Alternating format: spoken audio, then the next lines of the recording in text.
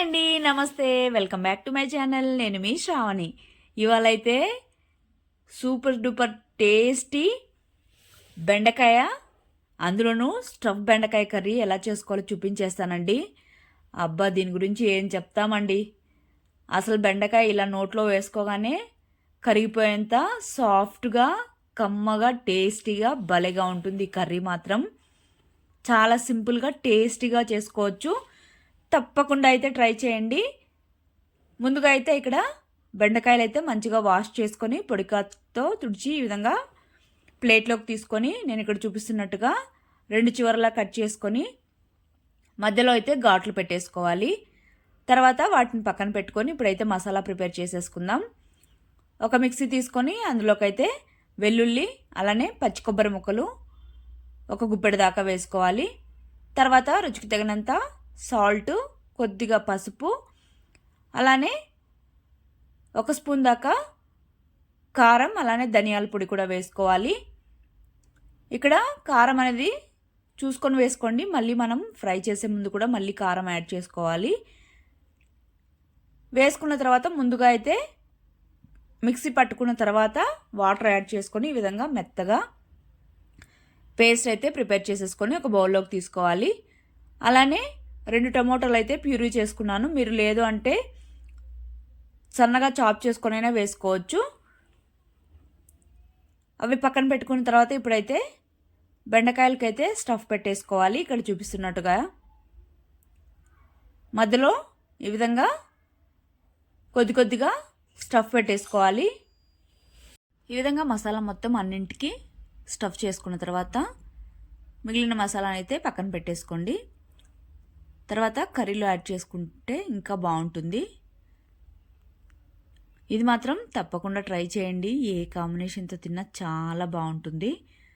తర్వాత అయితే స్టవ్ మీద కడాయి పెట్టుకొని ఆయిల్ అయితే వేసుకోవాలి. హీట్ ఎక్కిన తర్వాత మనం స్టఫ్ చేసుకున్న బెండకాయలను అయితే మొత్తం అన్నింటినీ ఫ్రై చేసుకోవాలి. ముందుగా అయితే ఈ విధంగా 2 వైపులకు తిప్పి మంచిగా ఫ్రై చేసుకున్న తర్వాత దీన్ని అయితే పక్కన పెట్టేసుకోవాలి. ఇక్కడ ముందుగా ఫ్రై చేసుకోవడం వల్ల మసాలా మొత్తం మంచిగా బెండకాయకి పట్టడం వల్ల ఇంకా కర్రీలో కూడా మళ్ళీ కాస్త ఫ్రై అవుతుంది కాబట్టి ఇంకా కమ్మగా ఉంటుంది. తర్వాత స్టవ్ మీద మరొక కడాయి పెట్టుకొని ఆయిల్ వేసుకొని హీట్ ఎక్కిన తర్వాత ఇందులోనే జీలకర్ర, అలానే కరివేపాకు వేసుకొని చిటపట్లాడిన తర్వాత సన్నగా కట్ చేసుకున్న ఆనియన్స్ కూడా వేసుకోవాలి.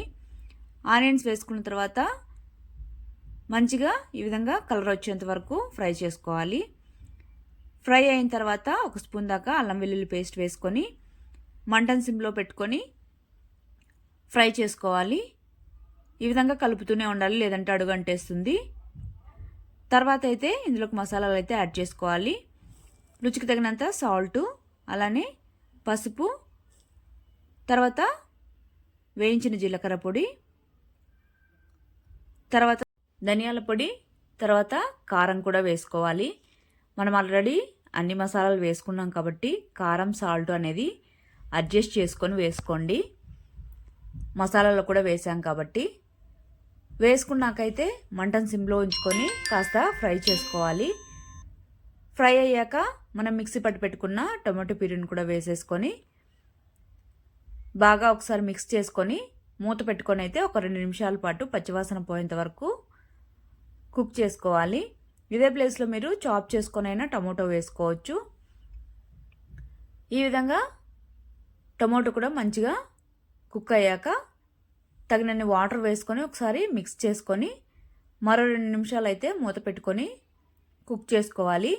ఈ విధంగా కుక్ చేసుకున్న తర్వాత ఇందులోకైతే మనం స్టఫ్ చేసి ఫ్రై చేసుకున్నాం కదా బెండకాయ ముక్కలను కూడా వేసేసుకొని ఒకసారి మిక్స్ చేసుకొని మూత పెట్టుకొని ఒక 2 నిమిషాల పాటు కుక్ చేసుకుంటే మనకు సరిపోతుంది.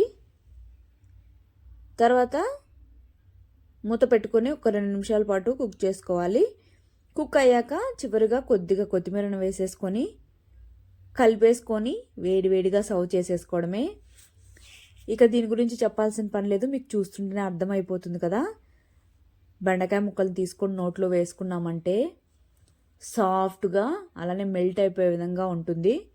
బాగా కుక్ అయిపోయింది. అలానే లేత బెండకాయలు కాబట్టి చాలా అంటే చాలా కమ్మగా ఉంటుంది గ్రేవీ అయితే. చపాతీ, రోటీ, రైస్ ఎందులోకి తిన్నా బాగుంటుంది. సద్ద రొట్టెలోకి అయితే ఇంకా బాగుంటుంది. తప్పకుండా మిస్ అవ్వకుండా తప్పకుండా అయితే ట్రై చేయండి. అలానే నచ్చినట్టయితే మన ఛానల్ని ఖచ్చితంగా సబ్స్క్రైబ్ చేసేసుకోండి. అలానే లైక్ చేయండి, షేర్ చేయండి, కామెంట్ చేయండి. తప్పకుండా అయితే ట్రై చేసేయండి.